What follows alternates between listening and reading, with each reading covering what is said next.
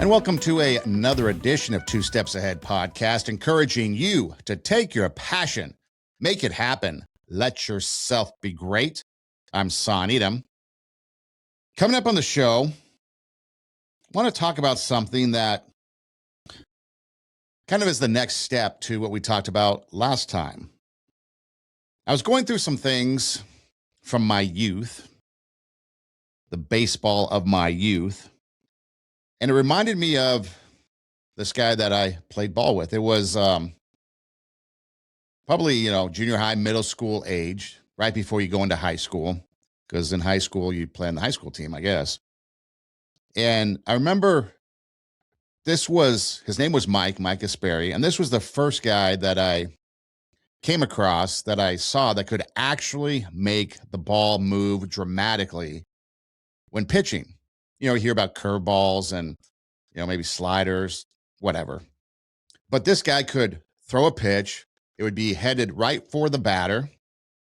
The batter would jump out of the way thinking that it was going to hit him, and then it would break at the last minute. Whether it was a curveball or some kind of knuckle curve that would bounce all over the place, whatever it was, this guy could make the ball dance. And then on top of it, he had some speed. Now, I've faced speed.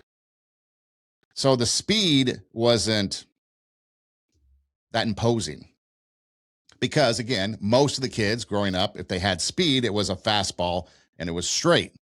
This was the first guy that really had a true combination of making the ball move dramatically and speed. And just a touch of wildness that you did not want to get hit, so you took precaution, you jumped out of the way more so than you stood in there to try to fight off the pitch. But it was pretty incredible the talent this guy had. And again, this was about middle school, so this is the first time that I really saw a player that could really pitch and move the ball like he did. And he had a couple different ways of doing that. He also was a guy that could obviously hit the ball. He had great size. And I thought for sure this guy would be somebody that would go on to play high school ball, maybe college ball. Who knows? It was limitless. He had unlimited potential. But then years later, after high school, so, 5-6 years later, the pool hall became all the rage. You started to get the pool hall out of that sleazy little color of money type of pool hall into the mainstream. And so one day, me and a couple buddies went to the pool hall to check it out, and there he was. He was shooting pool. Talked to him briefly, and he had given up baseball for the pool hall. Now, I do recall that there was a time that I think it was probably right out of high school, kind of the transition before high school and college. I do remember we did try out for a team. They were only looking for like 1 or 2 players. It was one of those. This is kind of, how travel ball is today, pretty rampant, right? Well, this was a team that was in our local area because we both grew up in the same area. That was an elite team, and they were only looking for like 1 or 2 players, and 50 people would try out. And I remember seeing him at this tryout, and again, same thing. He had the same talent, the same ability, but you could tell his skills were weakened over the years, or not as crisp and clean because he hadn't been playing.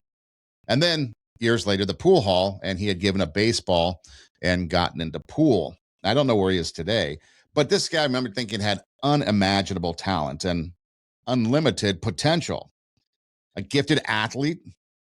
Maybe didn't make the team his freshman year. I don't know. Maybe he got into a little bit of trouble.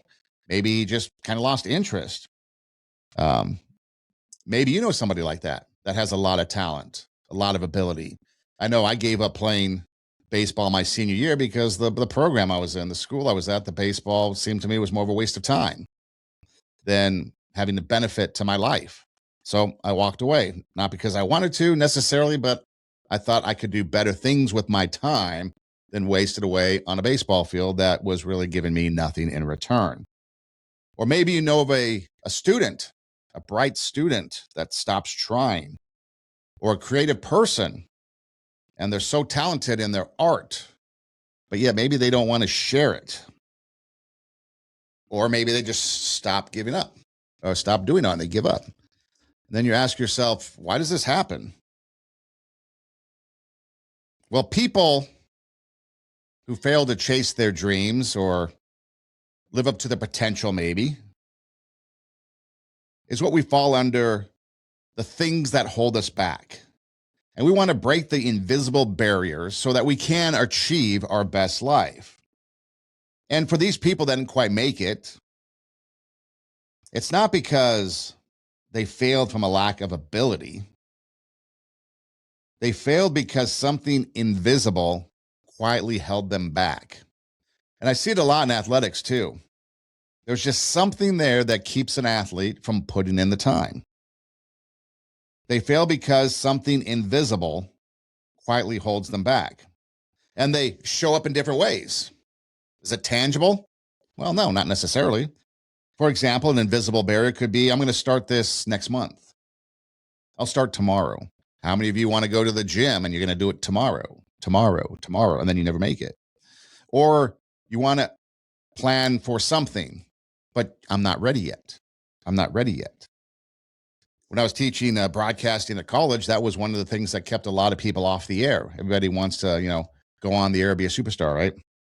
Okay, now it's your turn to perform. I'm not ready yet. I'm not ready yet. Or maybe it's someday. Maybe someday I'll do that. Maybe someday I'll get around to that. I can't tell you how many times maybe someday was an excuse for a lot of people just in life. And then 10 years later, or in the case of baseball, nothing materializes. And so last episode, we talked about becoming the best version of ourselves. And today we're going to confront those things that stop us from getting there. And the number one barrier, and we've talked about it before on the show, is fear of failure. So just exactly, have you ever thought about that fear of failure? What does that mean? Well, the first thing you got to do is look at fear and how it operates psychologically. Now, what kind of fear are we talking about? No, we're not talking about afraid of the boogeyman or that thing under the bed or leprechauns chasing us for their pot of gold or somebody at a summer camp trying to off us. No, we're not talking about that, but we're talking about the fear that keeps us from chasing our dreams, from starting a business, from changing careers, creating something. And the first thing that comes to mind when we want to start something new is this safe? And that's what the brain does. Is it safe? And it's not really the threat to us, like I talked about, the boogeyman under the bed, but it's the risk of failure, the risk of embarrassment, the risk of rejection. It's that psychological risk that the brain starts to invest in that then becomes a silent barrier that then tells us, well, maybe someday, maybe next month, I'm just not ready yet. A big opportunity comes along. Are you ready? You're going to put something out there publicly. Are you ready? And it triggers the same alarm as danger does, that fight or flight. Because what comes up? When we face our fear, there isn't really a neutral outcome, is there? It jumps straight to, what if I fail? Remember, I don't know how it is. Maybe it's still that way today. I don't know. But you're going to ask somebody out. What if they say no? Yeah, true. But what if they say yes? What if people judge me? What if people commend you, congratulate you? What if I look stupid? Well, I don't know how you can really look stupid in society today. Just go to social media and you'll find plenty of people that look more stupid or stupider than you. But the brain is wired for a negative bias. And that's what the fear does to us, the fear of psychology or the psychological fear of failure. It prioritizes what goes wrong over what could go right. So instead of imagining success and growth and opportunity, we don't have success, we don't have growth, we don't have opportunity because we're embarrassed, rejected, or we have a loss. Go over and over, replay the loss. Oh, I should have said this, or I should have done that. I should have gone about it this way. Well, we've talked about it before. Failure is only this. You've learned another way or one way not to do something. So next time, do it a different way. But then ultimately, we talk ourselves out of action, right? What else does fear do in this fear of failure and the psychological risk of fear? Well, it questions us. Are we good enough? But what if we're not ready? What if other people are better? See, it questions us. We have full confidence knowing that we can get the job done or chase our dreams or accomplish whatever we want to. But then when that fear starts to creep in, we start questioning ourselves. And then we start to internalize things. And then we start to put that negative thought into action, like, I'm afraid to try. I'm just not that kind of person. So then our dreams don't become risky, they're just out of reach. We can't grasp them anymore. Fear also launches us into the not yet trap, which we've kind of talked about and touched on. Not now. I'll start later. I need more time to prepare. And that's reasonable, right? Yeah. We want to be prepared. We want to make sure it's the right time. But then that creates a pattern of perpetual delay. Are you in a pattern of perpetual delay? Are you continuing to put things off for whatever reason? You're putting things off because of your kids. You're putting things off because of your family. You're putting things off because you're close to retirement and you need max retirement. So you're putting things off. Weeks turns into months, months to years, and the next thing you know, your life has passed you by. That dream slowly fades. Not because you gave up. It's because you never fully started. Dream is slowly drifting away like the smoke of a cigarette. Just disappears. Fear also shrinks your vision over time. At first, you dream big, and then from there, you get smaller and smaller and smaller to the point where maybe I'll just do it part time in my house as a hobby. Well, that's just not realistic, so I'm not going to do that anymore. So maybe I'll just give up on it. One of the hardest things to do, and I've seen it many times with students, especially in the radio business, especially in the podcast business. A lot of people want to do something, and that's great. And of course, the radio business is completely bastardized compared to what it was just even a few years ago when I was teaching more directly with students, trying to get into that business. But they would tell me they had all the passion in the world, they had all the drive in the world, they had everything, and they were going to make it. And they even had the talent.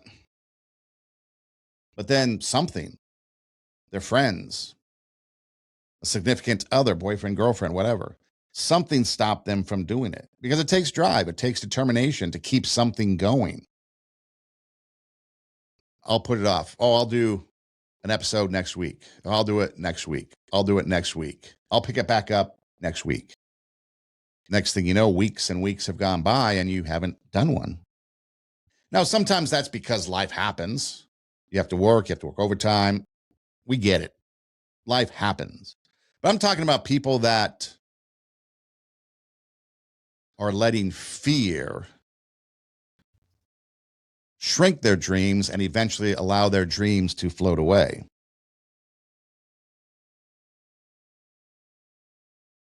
So then what happens?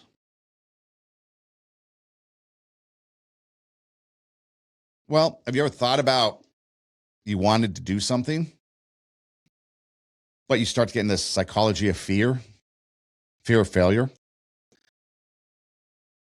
And then what happens? Well, you don't fail your dream. Maybe you just lower the expectation, lower the standard. You lower your dream. Instead of having, and I did a podcast episode, dreams so big that it scares you. Now we're dreaming and it doesn't scare us at all. In fact, instead of a grandiose dream, maybe it's more of a daydream. And fear doesn't usually stop with one big decision. It stops with 1,000 small ones. Well, I'm just not going to apply right now. I'll start later. I'm not going to start now. No, I'm not going to share yet. You know how many people are going to draw something? I'm not going to show you yet. I'm not going to show you yet. It's not perfect. It's not perfect. Or you just stop trying. Sometimes just stop trying can be the biggest thing that keeps us in that cycle of the fear of failure. So that's how fear operates psychologically. And we try to evolve out of that. And we try to face our fears. But how do you face the fears of the predators of today? Embarrassment, rejection, criticism. And you put something up on social media and there is criticism galore. There was this one gal, she's goth, white face, black clothes, makes watches. I don't know if this is her shtick because, again, social media, I don't really trust anything on social media. But there's a lot of negative comments about her product. She puts watches together and other things. And it's all goth style stuff. Not my cup of tea, but actually looks pretty cool. Now, I don't know if that's her shtick to try to get people to feel sorry for her and to buy her stuff. But it's criticism. It's criticism, criticism. People that don't do anything except go on social media and criticize are throwing things out there. And yet here's somebody that is putting together her dream and putting her dream out there. And that's what happens. A lot of times we get criticized by people who are binge watching whatever show on the weekend, and that's all they know how to do. So don't allow criticism. Don't allow the rejection of people that fail to dream anything. Don't let the rejection and criticism of people that mean absolutely nothing to you stop you. Apply for that job. Do that creative work. Write that music. Create that poetry. Maybe start writing that book or letting people read the manuscript. Get some feedback. Get that criticism. Hopefully it's constructive. But again, remember, what people say to you, you can control how it affects you. Take what you want, forget the rest. One of the things you do in English is peer review, right? In peer-reviewed papers, you write something and you send it out there, and then other colleagues or students or whatever your peers are, they will review it, criticize it. Hopefully that's constructive criticism, but they will tell you what's wrong basically with your paper. And then you take that back and you rewrite it and boom. Hopefully now you're good to go, right? But you've taken that constructive criticism and you've created it. You've created something better. So you just use that criticism, use that judgment, overcome that failure, use that failure. Okay. Didn't work this time. I know not to do it that way. Let's do it another way. And obviously the greatest analogy to this is sports, right? You look at Michael Jordan, all the game-winning shots he's made, or Kobe Bryant, all the game-winning shots he's made. It's always, winners want the ball, right?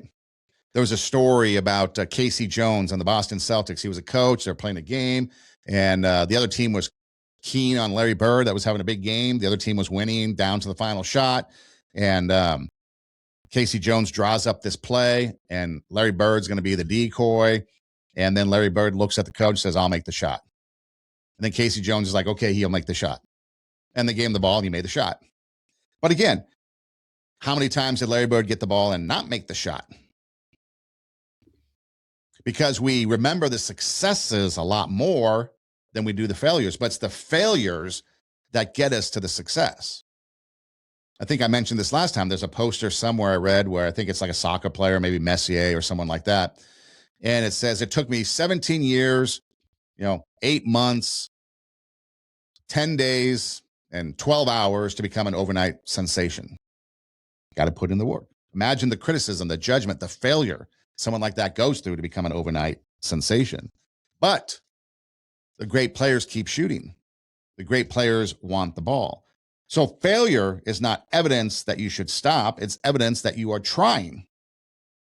Fear can be powerful, but don't let it stop you. Because the opposite of fear of failure is comfort. Comfort becomes dangerous because it feels safe. How many of us want to be comfortable? Nobody wants to get outside our comfort zone. In fact, I've talked about it before. Get outside your comfort zone, because when you're outside your comfort zone, you can learn things about yourself. So it's the comfort trap. We're stuck in this zone of being comfortable, whether it's the friends we have, the job we have. Maybe we just tolerate that job because we're used to it. Well, maybe we don't really love the job. Maybe there's a better job out there, but we're comfortable. We do routines that are predictable. We avoid risks. And so life becomes this cage. And this cage is now security. And you feel safe. You've seen those videos. Maybe a dog. Maybe it's been abused. It's in a cage, and now it's been rescued. And open the cage door, and they just wait for the dog to come out, and the dog won't come out. Because the cage is comfortable. Because the cage is safe. As long as the dog is in the cage, nothing bad is going to happen. Because of past experiences. Come outside the cage, bad things happen. But now you come outside the cage, good things could happen because you've got a new owner, someone that actually cares about the dog, somebody that actually wants to take care of it and love the dog. And it takes a long time, but eventually maybe the dog comes out of the cage and then starts to experience a life the dog never experienced before. But us as humans, we stay in our cage. We're afraid to come out because we're comfortable. And just like that dog, we stay in the cage, not knowing that if we came out of our cage, life could be so much more better. So our cage, our comfort zone becomes our cage, and our cage is disguised as security. So let's just take a look at somebody. Let's just say there's somebody that, wakes up every day at 7, takes off to work at about 8, works a 9 to 5 job, comes home, has dinner at 6, and goes to sleep at 10. Maybe that sounds like you. Sometimes that sounds like me. Sometimes that doesn't sound like me. And they repeat that for 20 years. And there's nothing wrong with that. You've got a stable job, you've got stable income, maybe you have weekends off, and that's great. Perfect. But if you're somebody that has dreams outside that routine becomes a barrier. The comfort that we experience today is easy, but it makes tomorrow smaller. Growth requires discomfort. So maybe on your commute, you take a different way to work. Maybe you eat something different at a different time for dinner. Whatever it is that you need to do to get outside your comfort zone. But again, this is if you want to have a better version of yourself. What keeps us from doing that? You want to start a business. Maybe you want to learn a new skill. Going back to school. I know a lot of people that go back to school as adults. Good for them. There's never a bad time or a wrong time to go back to school. And changing careers. Changing careers is the hardest because we get vested, right? And the financial aspects of it, the retirement aspects of it. We've got all these things going on. And so we have to stay vested, especially teachers, right? A lot of teachers I know would like to bolt and go do anything else, but they have to because 3-4 years until they can retire. Well, I guess if you want to live those 3-4 years in utter agony, knock yourself out. But is it really worth it? I guess that's a personal question that requires a personal answer after a reflection.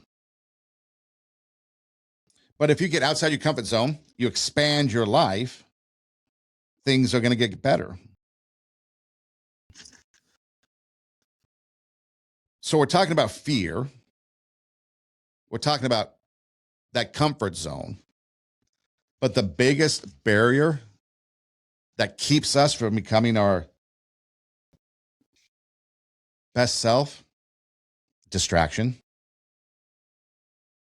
Think about this. Depending upon who you are, if you're Gen X, I guess, you will understand this.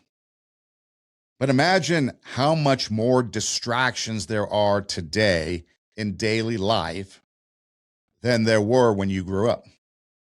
When you grew up in the 80s, maybe you had an Atari 2600, maybe you had an Apple IIe, maybe you had a Nintendo, maybe you had a handheld game from Mattel Electronics, baseball, football, the green one that could pass, instead of the white one where you just run.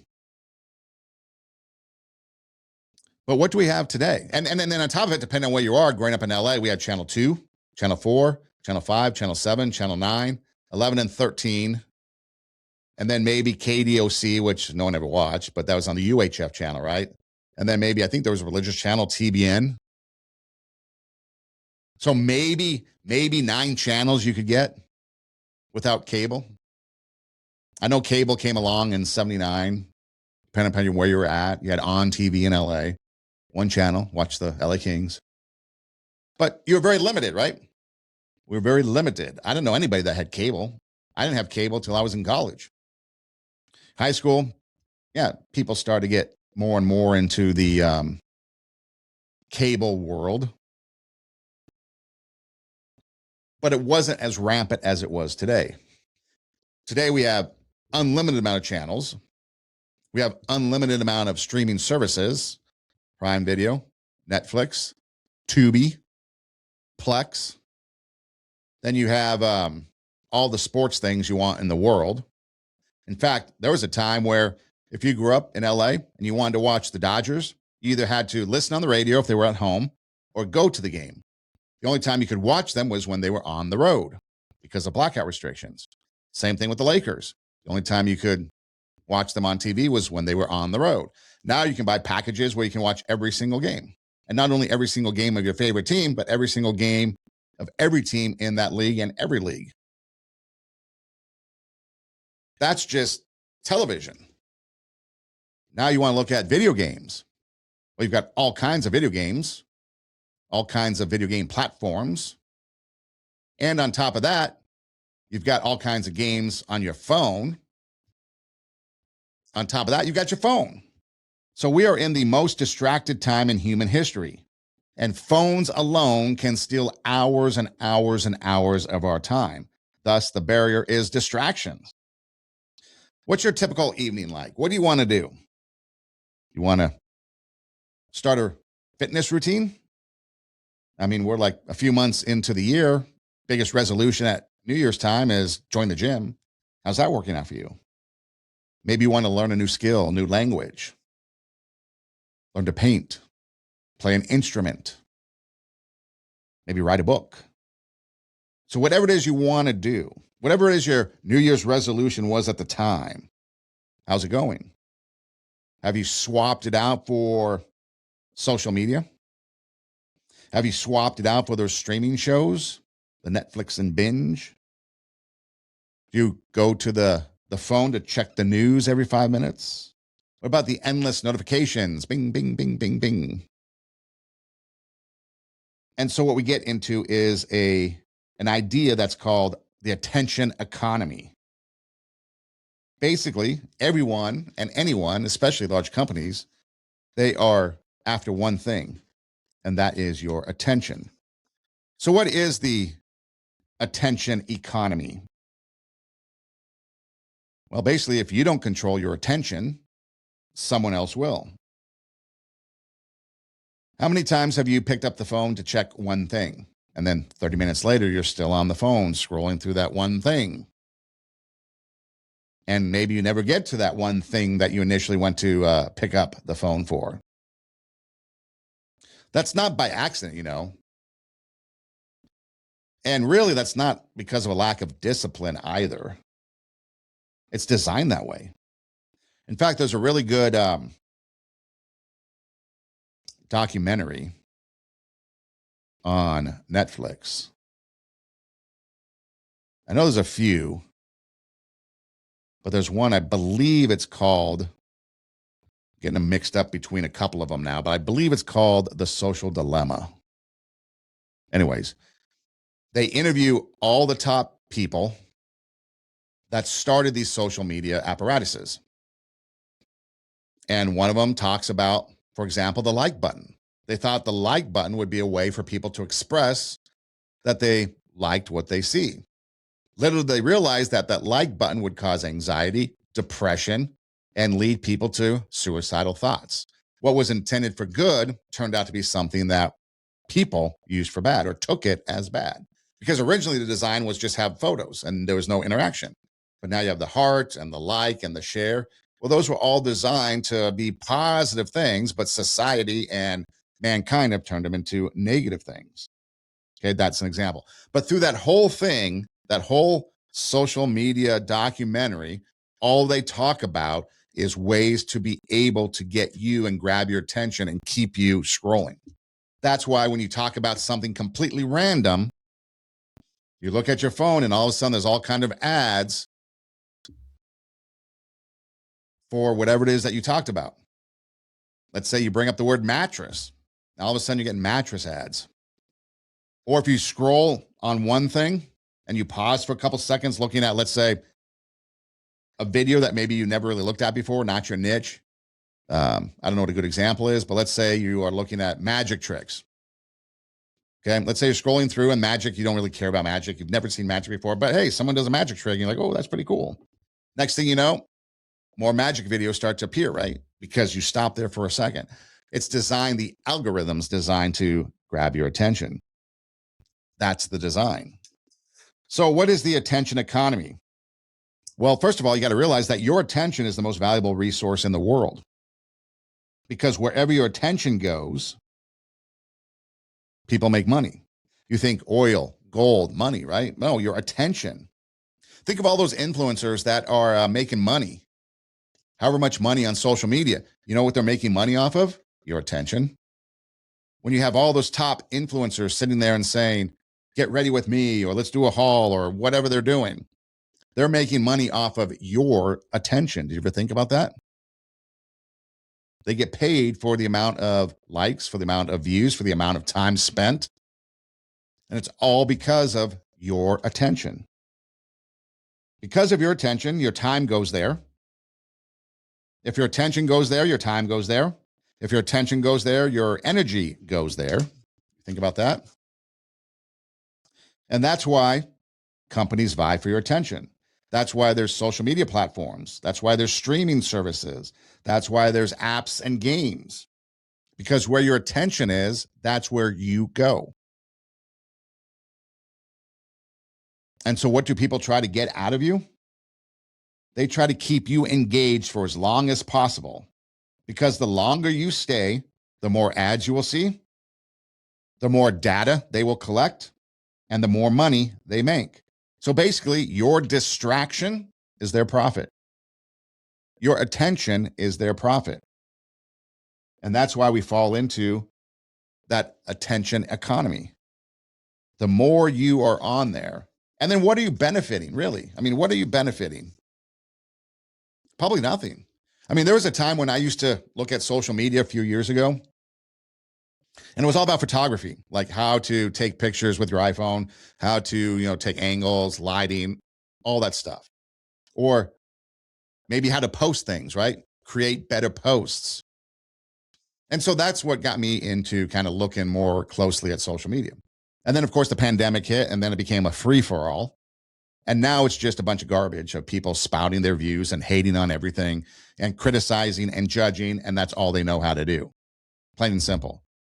Okay. Just a bunch of people whining and crying and bitching about how sucky their life is by criticizing and judging other people. So what are you getting out of it? Nothing. You're actually losing. You're losing time to chase your goals. You're losing time to learn that new skill. You're learning time to do that fitness routine. You're losing time with family and friends. You're losing time, and they're making the money. So these platforms designed to use psychology. They tap into your brain and they offer a reward system. So how many times you get the bing from a notification or bing from a like or comment, and that gets you scrolling. Dopamine is really what it comes down to. They trigger that dopamine. That's why sometimes it's not a lack of discipline, it's the dopamine effect. So every time you check your phone, your brain gets a small reward and then starts to crave more and more and more. And then that's where we get into the infinite scroll problem. Remember when a TV show episode ended? We had to wait maybe a week. If it was a cliffhanger at the end of the season, we had to wait a whole summer. Now you can binge an entire series, multiple episodes at one time, and it keeps you going, going, going. There's no end to anything that we can do. We can scroll forever. And in that endless cycle, our brain never hears stop. So, what is the cost of real distraction? Well, most students and most people think distraction costs them a few minutes of time, or just time. But it costs but these are the real costs, I should say. Deep focus. It's hard to do meaningful work while constantly switching attention. Can't get focused when your attention is everywhere. 2 to 3 hours a day of distraction can add up when you don't focus. That's 700 to 1,000 hours per year. Imagine spending 700 to 1,000 hours per year mastering a skill, building a business, getting ahead academically, learning something, becoming a better you, whatever that might be. But because we're distracted, not just social media distraction, but the life around us distraction, we lose out on 700 to 1,000 hours per year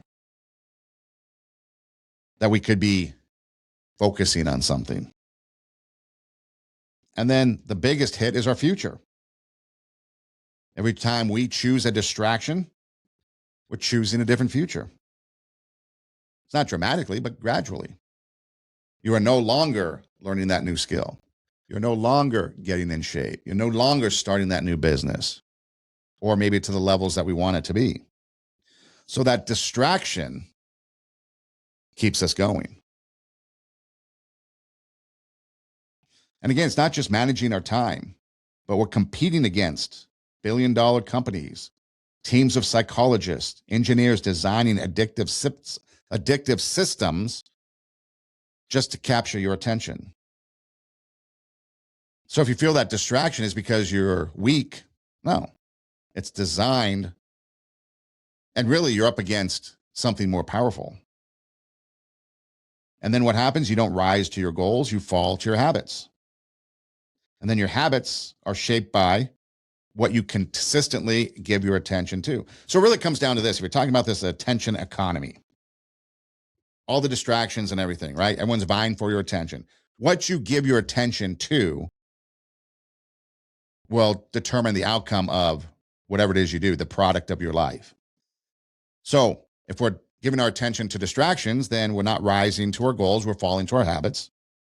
And then our habits are shaped by what we consistently give our attention to. So it's like a circle. So control your environment. Be intentional with technology. Create focused time blocks. And then replace, don't just remove things. And then pretty soon, your attention now is starting to be less distracted and more focused into what you want it to be. Another barrier to keep us from being the best people we are is other people's expectations. People tell us what we should do. People give us that criticism. A parent might say you should pursue this or that career. How many times have you had someone tell you what you should do with your career? It's your life. You need to live it. Or maybe friends might say this is unrealistic. Society might say follow the safe path. And then over time, people, you, me, us, we start living a script of our lives written by somebody else. So think about this example scenario. A student Someone loves art or music, but everyone around them pushes them towards something practical because you can't make money in music and you can't make money in art, apparently. So they abandon that thing that energizes them. And years later, they wonder what would have happened if I pursued what I loved. So what do we get from that? Well, advice can be helpful, but it's your life. You can't outsource your life to other people. You've got to do, and you've got to decide what matters most to you. So not only do we have to watch for distractions, but we have to avoid the outside pressure of other people that may or may not have our best interests at heart. And then I think one of the biggest barriers is self doubt. Self doubt, that quiet voice inside your head that whispers things like, you're not good enough. Someone else can do it better. You're not ready. You should do it later, next month. Do it later, not now. You're not ready. Most people wait until they feel confident. Are you ever feeling confident? Does confident ever arrive? How many people feel confident the very first time they give a speech? Maybe you start a business. Maybe you teach a class. No, confidence is built through experience, right? I like to follow comedians, like to listen to comedians. And a lot of times comedians will say that their skill develops over time. They get up on stage and they try what works, what doesn't work. I mean, I think Jay Leno, he used to go to the comedy uh, comedy club and try out jokes that he would then try to use on the Tonight Show. And if it didn't work in the comedy club, it wasn't working in the Tonight Show. And that would gain confidence in the fact that that joke would work. But it's through experience. So confidence is the result of action, not the prerequisite for it. So if you're not confident in doing something, do it. If you're not confident in whatever it takes to be the best you, do it. Don't let that barrier stop you. Don't let the barrier of self-doubt stop you, because you can do it. Because the last thing you want to do is put things off, right? You're putting things off, putting things off, putting things off, and then what happens? Time goes by. I wonder if I would have done that. What would have happened? Oh, you know what? Maybe I should have done that. I should have done that. Regret. We regret putting off. Or I should say, we regret that we did put off our dreams and our goals for something more secure, for that comfort zone. Don't. It's better to go out there and have tried and failed than not have tried at all. Because at least you can say you tried it, you attempted it. Because sometimes, let's just be honest, what we want and what we dream about may not be a reality. Well, what do you mean? Well, if I wanted to play center for the Lakers in the NBA, not going to happen. Never tall enough, never skilled enough. It's not going to happen. Does that mean that I can't somehow, if I really, really wanted to, get involved in the NBA? No. There's probably other ways I could get involved in the NBA that fit my skill set, or baseball, or teaching, or whatever it is that you want to do.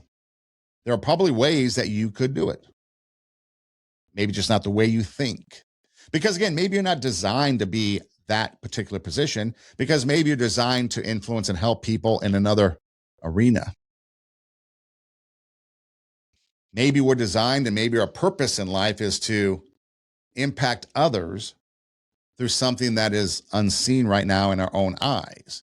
But by pursuing our dream, by going after it, by not delaying it, by not waiting until next week, but by going after it, you're able to affect those people, impact those people's lives that need it.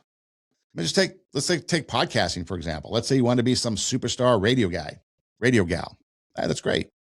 Well, the reality is that, with the nature of the business shrinking and the nature of the business, there's just not a whole lot of jobs out there. But that doesn't mean that you can't do a podcast. That doesn't mean you can't use all the other tools and video platform mediums and audio platform mediums out there to get your show out there, to get your message out there. And then the things that distracted you, maybe social media, now become an avenue for success because you've switched your focus from a distraction to an intent. But you can still chase your dreams and do what you need to do, especially in this world, because again, we live in the most technologically, well, they say distracted time, but the most technologically advanced. We have the most technology now than ever. And it's probably going to continue to grow and grow and grow. So there's a lot more ways to get the message out there. I mean, think about American Idol and what that did.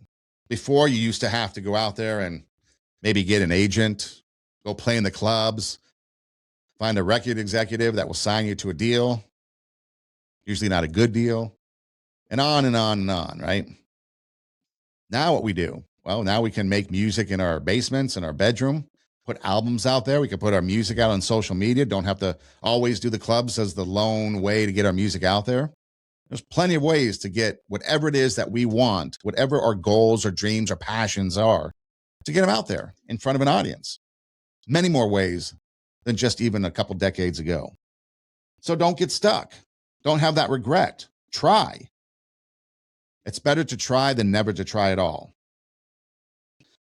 And don't limit yourself, whatever your age is, 12, 15, 20. Well, let's not do 12 on social media. Let's say 18, 30, 40, 50, whatever. Go out there and do it because time's going to fly by fast. Otherwise, if you don't try and the years go by and you procrastinate and you get into that trap of being in the cage of your comfort zone, you're always going to wonder what might have happened because life moves quickly. So what can you do? What can you do to overcome these barriers that keep us from being our best selves? So let's take a look at these. The breakthrough formula. It's simple. Identify the barrier. Ask yourself honestly, what is stopping me from doing what I need to do? Is it fear? Is it comfort? Is it distraction? What is it? Ask yourself, identify the barrier. And once you identify the barrier, change the environment because distractions are everywhere. So redesign your space, silence notifications, create a focused work time, surround yourself with motivated people. People are going to push you, your circle, the people around you. If you want to be successful, surround yourself with successful people. And then maybe you do start small, you dream big, so big it scares you, but maybe you start small, okay? Because sometimes if we go too big too fast, it becomes overwhelming. So we got to start small. Maybe something manageable, maybe 10 minutes of writing or maybe 20 minutes of exercise or maybe one phone call or maybe a few minutes trying to establish the business or maybe a little bit of time to create a logo or a design for the company or maybe a website or maybe a few minutes educating yourself on something like maybe AI or whatever it is that you want to do. And then momentum will build quickly, but you start small, you start manageable. Because again, a little success, a little success, a little success. Every small little block of success now becomes a building block for the next layer of success, becomes a building block for the next layer of success, and so on. And pretty soon you have a wall of success. So start small. Identify the barrier, change the environment, start small, and then raise your standard. That's what this is all about. Raise your standard. Your standards determine your outcomes. If you expect excellence from yourself, your behavior will follow. So demand excellence. Invest in your future self. Because if you invest in your future self will thank you for that. So the takeaway is this: identify one thing that you've been avoiding. What is it? What's the one thing you're avoiding? And then from the moment you hear this, 24 hours from now, how's that going to change? Are you going to put your phone away, maybe in the other room? Maybe you go and you actually buy one of the old traditional alarm clocks and don't use your phone and just put your phone in the other room. In fact, on that documentary, many things come from it, but one is nobody that was ever involved in the creation of the social media allowed their families to use it.